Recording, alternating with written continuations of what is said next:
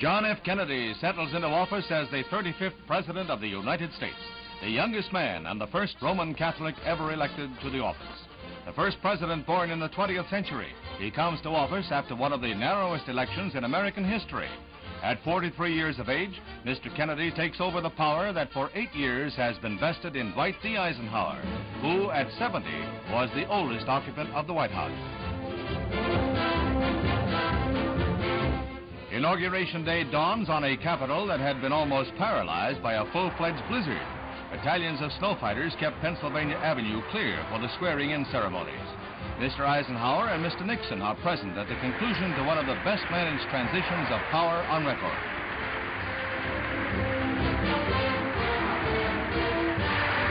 Despite sub-freezing temperatures, hundreds of thousands watched the ceremonies in front of the Capitol as the new President and Vice President Lyndon Johnson assume office. Slippery streets and stalled traffic cause a delay in the swearing-in ceremonies, a delay which the President and his predecessor pass in serious conversation.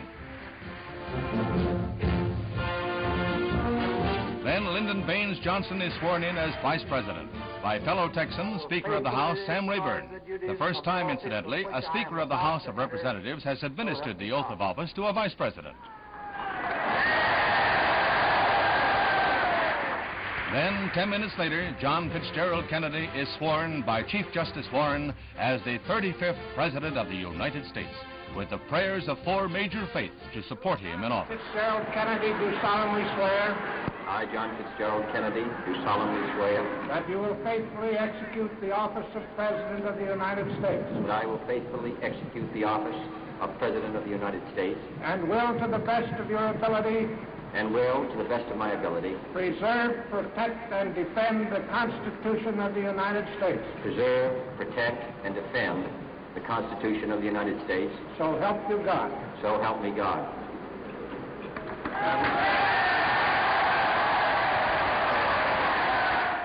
Mr. Nixon and Mr. Eisenhower are quick to extend their congratulations.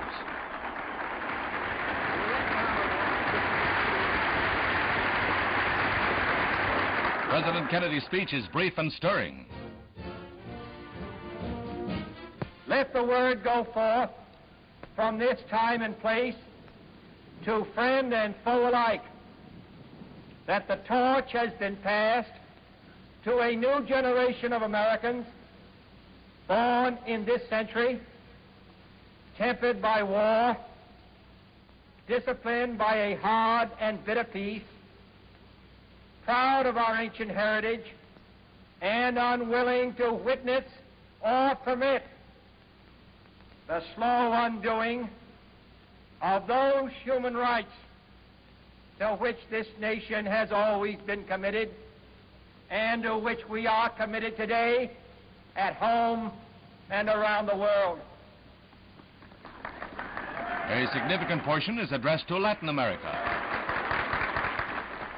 To our sister republics south of our border, we offer a special pledge to convert our good words into good deeds, in a new alliance for progress, to assist free men and free governments in casting off the chains of poverty. But this peaceful revolution of hope cannot become the prey of hostile powers. Let all our neighbors know that we shall join with them to oppose aggression or subversion anywhere in the Americas. And let every other power know that this hemisphere intends to remain the master of its own house.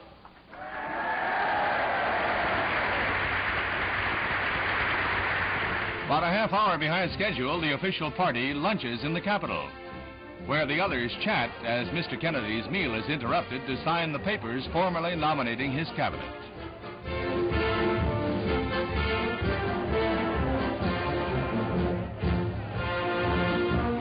Then the procession to the White House and the reviewing stand for the inauguration parade. En route to their new address, 1600 Pennsylvania Avenue, John and Jacqueline Kennedy are cheered by nearly 1 million. The presiding dignitaries review a vast and impressive array of military units, bands, and drill teams. A 3.5-hour march.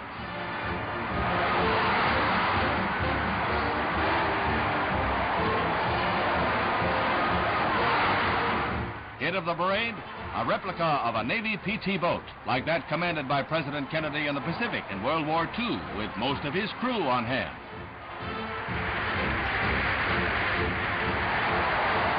A stirring but chilled review in the freezing weather.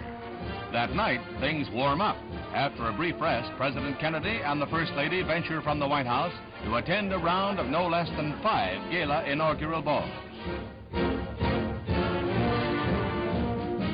The presidential couple arrive at the main ball at the Columbia Armory, Washington's resplendent finale to 2.5 days of celebration.